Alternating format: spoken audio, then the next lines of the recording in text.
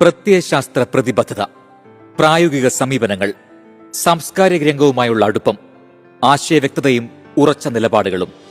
MA. Baby എന്ന communist നേതാവിനെ കേരള രാഷ്ട്രീയത്തിൽ അടയാളപ്പെടുത്തിയ സവിശേഷതകൾ ഇതൊക്കെയാണ്. CPIM-ന്റെ വ്യവസ്ഥാപിത ചട്ടക്കൂടിനുള്ളിൽ നിൽക്കുമ്പോൾ തന്നെ പുതിയ ആശയങ്ങളുമായി സംവദിക്കാൻ ബേബിക്ക് മടിയുണ്ടായിരുന്നില്ല. കമ്മ്യൂണിസ്റ്റ് തത്വങ്ങളിൽ ഉറച്ചു നിൽക്കുമ്പോഴും സമീപനങ്ങളിൽ കടുംപിടുത്തക്കാരനായിരുന്നില്ല എം.എ. ബേബി.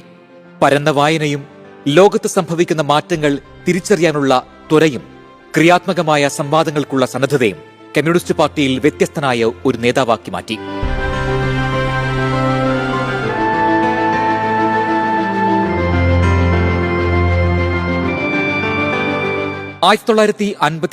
ഏപ്രിൽ 5 കൊല്ലം പ്രാക്കുളത്ത് അധ്യാപകനായിരുന്ന കുന്നത്ത് PM അലക്സാണ്ടറുടെയും ലില്ലിയുടെയും 8 മക്കളിൽ ഏറ്റവും ഇളയവനായി ജനിച്ച എം.എ. ബേബിയുടെ വിദ്യാഭ്യാസം പ്രാക്കുളം NSS ഹൈസ്കൂളിലും കൊല്ലം SN കോളേജിലുമായിരുന്നു. കേരള സ്റ്റുഡൻസ് ഫെഡറേഷനിലൂടെ വിദ്യാർത്ഥി രാഷ്ട്രീയത്തിലെത്തിയ ബേബി SFI, DYFI എന്നീ സംഘടനകളിൽ സജീവമായിരുന്നു. 1975 SFIയുടെ സംസ്ഥാന പ്രസിഡന്റായ ബേബി 1979 സംഘടനയുടെ അഖിലേന്ത്യാ പ്രസിഡന്റായി. അടിയന്തരാവസ്ഥക്കാലത്ത് ജയിൽവാസം അനുഭവിച്ചു. 1986 32-ാം വയസ്സിൽ രാജ്യസഭാംഗമായ ബേബി 1992-98 കാലയളവിലും രാജ്യസഭാംഗമായിരുന്നു. 1987 DYFIയുടെ അഖിലേന്ത്യാ പ്രസിഡന്റായി. 1989 CPIM കേന്ദ്ര കമ്മിറ്റി അംഗവും 1992 കേന്ദ്ര സെക്രട്ടേറിയറ്റ് അംഗവുമായി. 2002 CPIM ആലപ്പുഴ ജില്ലാ സെക്രട്ടറിയായ എം.എ. ബേബി 2006 2011 കുണ്ടറയിൽ നിന്ന് നിയമസഭാംഗമായി.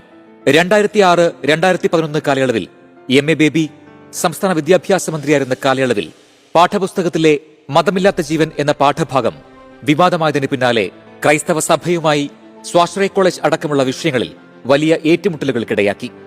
എം.എ. ബേബി രണ്ടാം മുണ്ടശ്ശേരിയാകാൻ ശ്രമിക്കുകയാണെന്ന മട്ടിലുള്ള പ്രചാരണങ്ങൾ മതമേലധ്യക്ഷന്മാരുമായുള്ള ബന്ധത്തിൽ വിള്ളൽ വീഴ്ത്തി. വിഭാഗീയതയുടെ ഇരയായി പോളിറ്റ് ബ്യൂറോയിലെത്താൻ വൈകിയെങ്കിലും 2012 മുതൽ എം.എ. ബേബി PBയിലുണ്ട്. സാംസ്കാരിക നായകന്മാരെ പാർട്ടിയോട് അടുപ്പിക്കുന്നതിൽ നിർണായക സ്ഥാനം വഹിച്ചിട്ടുള്ള എം.എ. ബേബി മാനവീയം പരിപാടിയുടെ മുഖ്യ സംഘാടകനുമായിരുന്നു. സ്വരലയ എന്ന കലാസാംസ്കാരിക സംഘടന രൂപവൽക്കരിക്കുന്നതിൽ മുൻകൈയെടുത്ത എം.എ. ബേബി തന്നെയാണ് കൊച്ചി മുസ്രിസ് ബിനാലെ യാഥാർത്ഥ്യമാക്കുന്നതിന് പിന്നിലും പ്രധാന ഇടപെടലുകൾ നടത്തിയത്. പ്രകാശ് കാരാട്ട്, സീതാറാം യെച്ചൂരി പോലെ പാർട്ടിക്കുള്ളിൽ സർവസമ്മത പ്രതിച്ഛായയില്ലെങ്കിലും പാർട്ടിക്കുള്ളിലെ സൈദ്ധാന്തികനും പ്രായോഗികവാദിയും ബുദ്ധിജീവിയും എന്ന പ്രതിച്ഛായ ബേബിക്ക് സഹായകമാകാനാണ് സാധ്യത.